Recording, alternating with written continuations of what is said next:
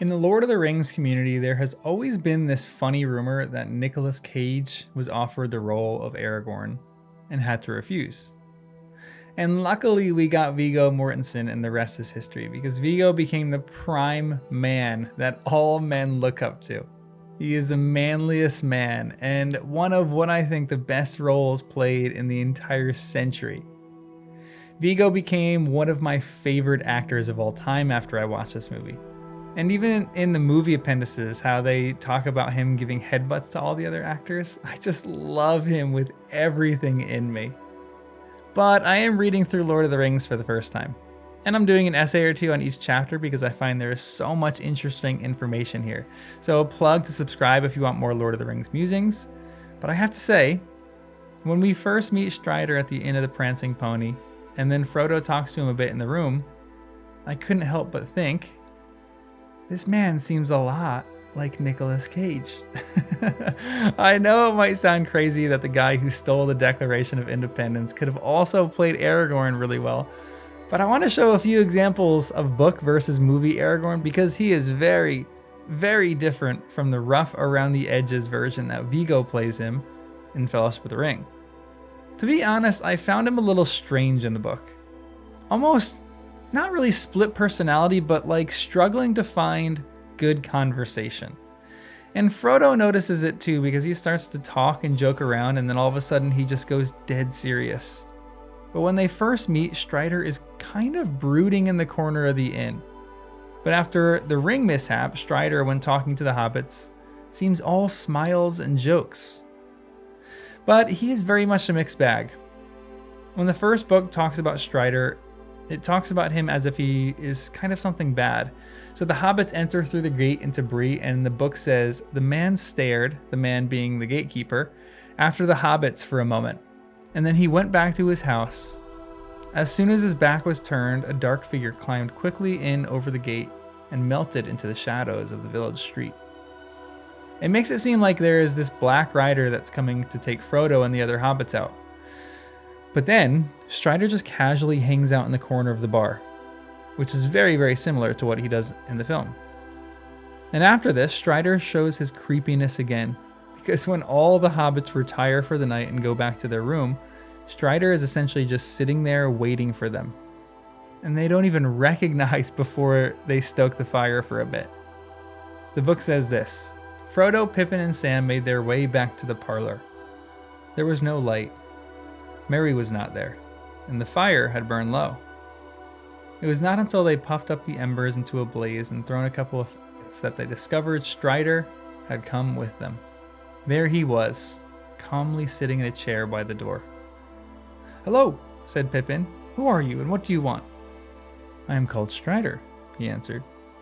"And though he may have forgotten it, your friend promised to have a quiet talk with me." "You said I might hear something to my advantage, I believe," said Frodo. "What have you to say?" "Several things," answered Strider. "But of course I have my price." "What do you mean?" asked Frodo sharply. "Don't be alarmed. I mean just this. I will tell you what I know, and give you some good advice, but I shall want a reward." "And what will that be, pray?" said Frodo. He suspected now that he had fallen in with a rascal, and he thought uncomfortably that he had brought only a little money with him. All of it would hardly satisfy a rogue, and he could not spare any of it. "No more than you can afford," answered Strider with a slow smile, as if he guessed Frodo's thoughts. "Just this. You must take me along with you, until I wish to leave you." This is the first kind of creepy interaction, and I have to say this too. In the movie, Strider is just serious. He only speaks the serious lines that Strider has in the book, like, "Are you afraid? Not nearly afraid enough. I know what hunts you." Now, that's a deadly scary line in the book, but Strider is a lot more all over the place emotionally in the book. Not to say that he's not normal in the book too, but he just kind of exhibits a gamut of emotions. In the first 2 pages of the book, the expressions he has when he speaks are described thusly. When Frodo is skeptical of him, Strider says, "Excellent," exclaims Strider, crossing his legs and sitting back comfortably. When he tells Frodo he needs to tell him dark things and Frodo tells him to go on, the book says, "Too much, too many dark things," said Strider grimly. In the next paragraph, when Frodo expresses contempt for the people looking after his actual name of Baggins, The book says, "Well answered," said Strider, laughing. When Frodo expresses discomfort at the trusting barman, the book says, "No, I don't think any harm of old Butterbur, only he does not altogether like mysterious vagabonds of my sort." Frodo gave him a puzzled look. "Well, I have a rather rascally look, have I not?" said Strider, with a curl of his lip and a queer gleam in his eye. And this is what started me thinking about Nicolas Cage. Because Nick seems a bit goofier than Viggo. And I think this is one of those lines that Nick could probably do better than Aragorn. Or Viggo, I mean. Where Aragorn just seems to be making a face and poking fun at himself. And again, while I love Viggo and what Viggo did for this role, he is very different from the book depiction. But Strider does get into more serious moods here, especially when he's trying to convince the hobbits to take him on as their guide. He says, "You can do as you like about my reward. Take me as a guide or not. But I may say that I know all the lands between the Shire and the Misty Mountains, for I have wandered over them for many years. I am older than I look. I might prove useful. You will have to leave the open road after tonight, for the horsemen will watch it night and day. You may escape from Bree and be allowed to go forward while the sun is up, but you won't go far.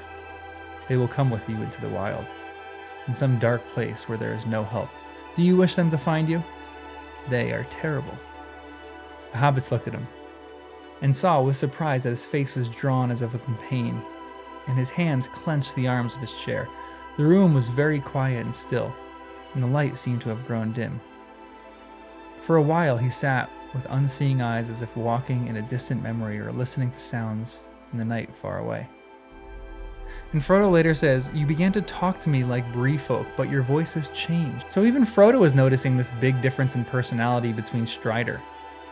Was he accidentally putting on an accent? Was he trying to gain their trust? Because in this moment, Aragorn seems to come into the kingly side of him rather than the ranger side.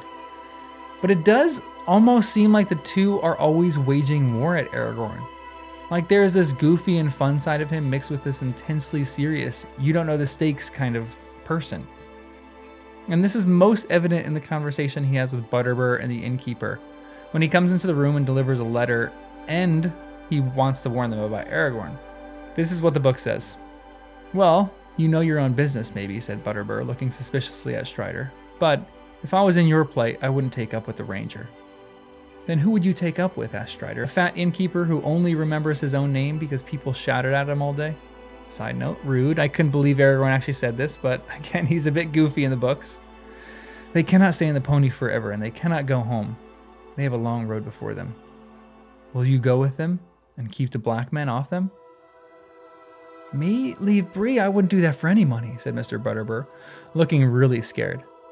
"But why can't you stay here for a bit, Mr. Underhill? What are all these queer going-ons? What are all these black men after? And where do they come from? I'd like to know." "I'm sorry, I can't explain it all," answered Frodo. "I'm very tired and very worried. And it's a long tale, but if you mean to help me, I ought to warn you that you will be in danger as long as I am in your house. These Black Riders, I am not sure, but I fear they come from Mordor," said Strider in a low voice. "From Mordor, Barlaman, if that means anything to you." "Save us!" cried Mr. Butterbur, turning pale. The name evidently was known to him. "That is the worst news that has come to Bree in my time." "It is?" said Frodo. "Are you still willing to help me?" "I am," said Mr. Butterbur, "more than ever. Though I don't know what the likes of me can do against, he faltered. "Against the shadow in the east," said Strider quietly. "Not much, Barlaman, but every little helps." And I think this conversation really does show the goofy and serious side of Strider in the books. And I think, weirdly, that Nicolas Cage could have been a great fit. So while Viggo is forever my Aragorn, anytime I'm watching the movie with friends and it comes to the scene, you can bet your bottom dollar that I'm going to be talking about how Nicolas Cage was almost offered the role. And when they laugh because they think it would have been a terrible casting, I'm going to say, well, actually, in the books,